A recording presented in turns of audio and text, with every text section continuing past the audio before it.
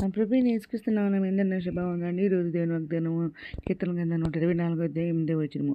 భూమి ఆకాశం సృజించిన యెహోవా నామములన్నీ మనకు సహాయం కలుగుచున్నదని వాగ్దానం ఇచ్చిన పరిశుద్ధాత్ముడు అర్ధరాత్రి లేసి ప్రార్థించిన వేయి స్తుతులు చెల్లించి మళ్ళీ ప్రార్థన చేసి దేవుడి వాగ్దానం చేయించారని వెంటనే చూడండి ఇక్కడ. అవునండి, మనుషులు మన మీదకి లేచినప్పుడు యెహోవా మనకు తోడై ఉండని ఎడల వారి ఆగ్రహం ఎలా ఉంటుందంటే మన పైన రగులుకుంటుందంట.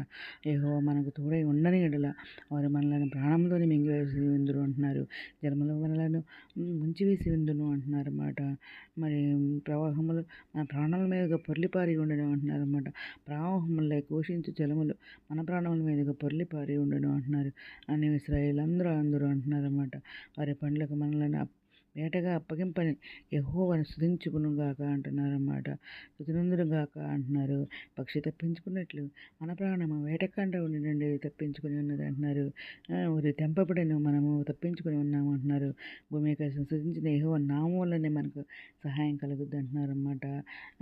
మనం తొట్టుల్ని మనం కాపాడబడి కొనుక్కడు ఇశ్రాయేలుని కాపాడబడి కొనుక్కొని నిద్రపోవడం అనమాట. యెహోవా మనల్ని కాపాడబడమంట. మన కుడి పక్కన యెహోవా మనకు నీడగా ఉండే దేవుడు అనమాట. భయం రాకుండా యెహోవా మనల్ని కాపాడే దేవుడు, ఆయన మన ప్రాణం కాపాడే దేవుడు అనమాట. మన రాకపక్కలో కూడా మనకు తోడుగా ఉండే దేవుడు అనమాట. మన సేవలో మనం యెహోవా మొరపెడితే ఆయనకి మనకు ఉత్తరం వచ్చే దేవుడు అనమాట. మనం ప్రాణం ఎప్పుడు నెమ్మది ఉంటుంది అంటున్నారు. మన నగలు క్షేమమే ఉంటుంది అంటున్నారు. ఏ భయం రాదంటున్నారు అనమాట. ఇంకా ఉన్నారంటే కుమారులు యెహోవానికి శ్వాసం గర్భఫలం ఆయన ఇచ్చే బహుమానమే అంటున్నారు అన్నమాట.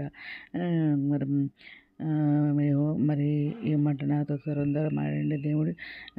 మామూలుగా అర్ధరాత్రి ప్రార్థన నిద్రపోతూ ఉండగా గత 10 సంవత్సరాల క్రితం కుమారులు యెహోవానికి శ్వాస గర్భఫలం ఆయన ఇచ్చే బహుమానం లేచి మరుజామున నీ కన్నీళ్ళు మరి కుమ్మరించినట్లు నీ హృదయాన్ని కుమ్మరించు ఆయన సన్నిధిలో. మరి నీ చేతులు ఆయన తట్టెత్తు, నీ పసిపిల్లల ప్రాణం కొరకు నీ చేతులు ఆయన తట్టెత్తమని చెప్పేసి అదే మరుజామున లేచి ప్రార్థించమని ఎప్పుడైతే 10 సంవత్సరాల క్రితం అన్నారో అర్ధరాత్రి మరి అప్పటి నుంచి కూడా అర్ధరాత్రి లేచి ప్రార్థన చేస్తున్నానండి. చేస్తే దేవుడు మరి వాగ్దానం ఇస్తారు. ఆ వాగ్దాన్ని నేను పెడతాను అన్నమాట యూట్యూబ్లో. అయితే ఇక్కడ ఉంటున్నారు వెనకాల మంది పుట్టిన కుమారులు బలవంతం చేతులని బాణములు వంటి వారు అంటున్నారు అనమాట.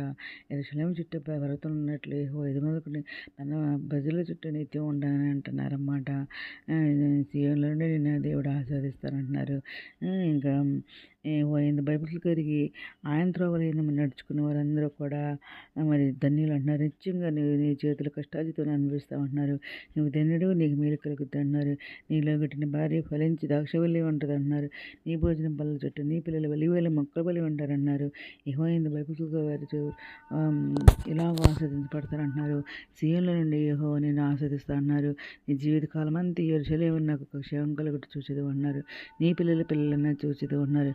ఇశ్రాయేలు మీద సమాధానం ఉండనుగాక అంటున్నారు.